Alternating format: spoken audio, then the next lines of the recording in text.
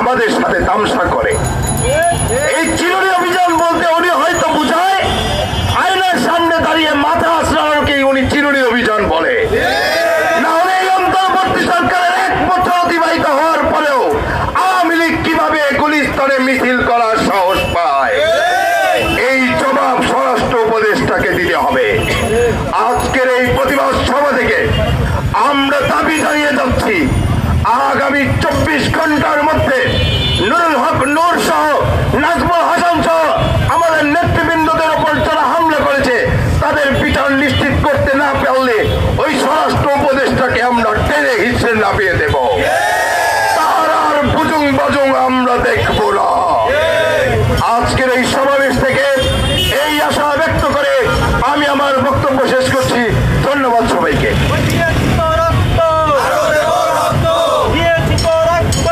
এই মুহূর্তে বক্তব্য রাখবেন বাংলাদেশ ছাত্র অধিকার পরিষদ ঢাকা বিশ্ববিদ্যালয় শাখার সংগ্রামী আহ্বায়ক সানাউল্লাহ। উপস্থিত সাংবাদিক বৃন্দ এবং ছাত্র অধিকার পরিষদের বিভিন্ন শাখার নেতৃবৃন্দকে ধন্যবাদ দিচ্ছি। আমরা 24 পরবর্তী বাংলাদেশে প্রত্যাশা করেছিলাম আগামীর বাংলাদেশ জনগণের অধিকার প্রতিষ্ঠিত হবে।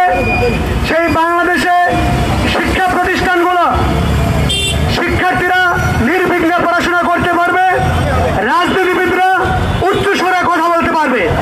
কিন্তু আমরা খুব উদ্বিগ্নের সাথে লক্ষ্য করছি বিগত কয়েকদিন ধরে রাজশাহী বিশ্ববিদ্যালয় এবং চট্টগ্রাম বিশ্ববিদ্যালয়, গতকাল রাতে কৃষি বিশ্ববিদ্যালয়ে আপনারা দেখেছেন এই যে রাষ্ট্রীয় একজন সরকার আছে, এই সরকার থাকা সত্ত্বেও কিভাবে নির্মমভাবে শিক্ষার্থীদের উপর কিভাবে প্রহার করা হচ্ছে।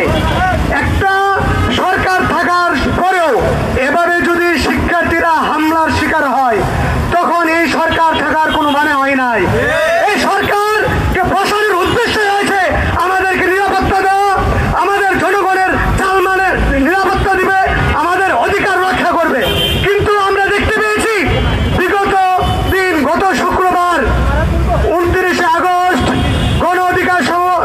গণ অধিকার পরিষদের সভাপতি এবং ডাকসুর সাবেক ভিপি জনাব নুরুল হক নুরুর উপর রাষ্ট্রীয় বাহিনী, সেনাবাহিনী এবং পুলিশ বাহিনী নির্মমভাবে কিভাবে প্রহার করেছে। ইতিপূর্বে কখনোই আমরা এমন ন্যাক্কারজনক ঘটনা দেখিনি। কিন্তু দুঃখজনক ব্যাপার হচ্ছে আজকে 3 দিন হয়ে গেলেও এখনো পর্যন্ত এর সাথে জড়িত কাউকে কোনো ধরনের শাস্তির আওতায় আনা হয়নি। আমরা কি ধরে নিব এর সাথে সরকার জড়িত, নাকি সরকার রাষ্ট্র চালাতে ব্যর্থ হচ্ছে? যদি সরকার ব্যর্থ হয় তাদেরকে এখনই গদি ছেড়ে জনগণের কাতারে আসার জন্য আহ্বান করব।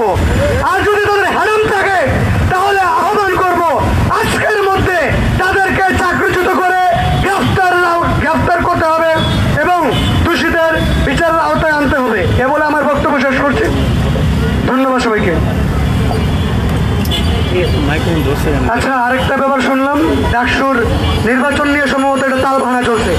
যদি ডাকসু নির্বাচন নিয়ে কোনো ধরনের তাল বাহানা করা হয় তাহলে ডক্টর ইউনূস থেকে শুরু করে কারো কিন্তু চামড়া থাকবে না। আমরা হুঁশিয়ার করে বলে দিতে চাই, সারা বাংলাদেশের সকল শিক্ষা প্রতিষ্ঠানের নির্বাচন দিতে হবে। যদি ছাত্র সংসদ নির্বাচন নিয়ে যদি তাল বাহানা করা হয় তাহলে ডক্টর ইউনূসের ক্ষমতা থাকবে না। এবং যারা বিশ্ববিদ্যালয় প্রশাসন, আপনি বিসি বা বিশ্ববিদ্যালয় প্রশাসন যারা আছেন আপনাদেরও কিন্তু গতি থাকবে না। আপনাদের হুঁশিয়ার করে বলে দিতে চাই, শিক্ষার্থীদের যে প্রত্যাশা ছাত্র সংসদ নির্বাচন, সেই ছাত্র সংসদ নির্বাচন অবশ্যই যথাসময়ে পালন করতে হবে। যদি আপনারা ছাত্র সংসদ নির্বাচন দিতে ব্যর্থ হন, বিশ্ববিদ্যালয়ের ভিসি থেকে শুরু করে রাষ্ট্রীয় যারা দায়িত্ব আছে আপনারা কাউকে আমরা ছাড় দিব না। আমরা এখান থেকে বাংলাদেশ ছাত্র অধিকার পরিষদের পক্ষ থেকে বলে দিতে চাই, ছাত্র সংসদ সহ আমাদের এখানে যত দাবি দেওয়া পেশ করেছি সকল দাবি দেওয়াগুলো আপনারা মেনে নেবেন। ধন্যবাদ সবাইকে। ছাত্র অধিকারের স্পষ্ট বার্তা।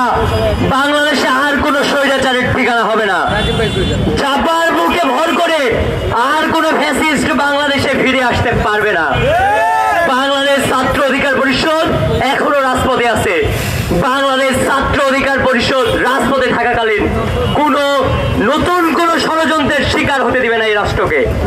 এই মুহূর্তে আজকের এই বিক্ষোভ সমাবেশের সমাপনী বক্তব্য রাখবেন 29 আগস্টের হামলায় আহত বাংলাদেশ ছাত্র অধিকার পরিষদের সিনিয়র যুগ্ম সাধারণ সম্পাদক নেওয়াজ খান বাপ্পি। এই মুহূর্তে সমাপনী বক্তব্য রাখবেন নেওয়াজ খান বাপ্পি।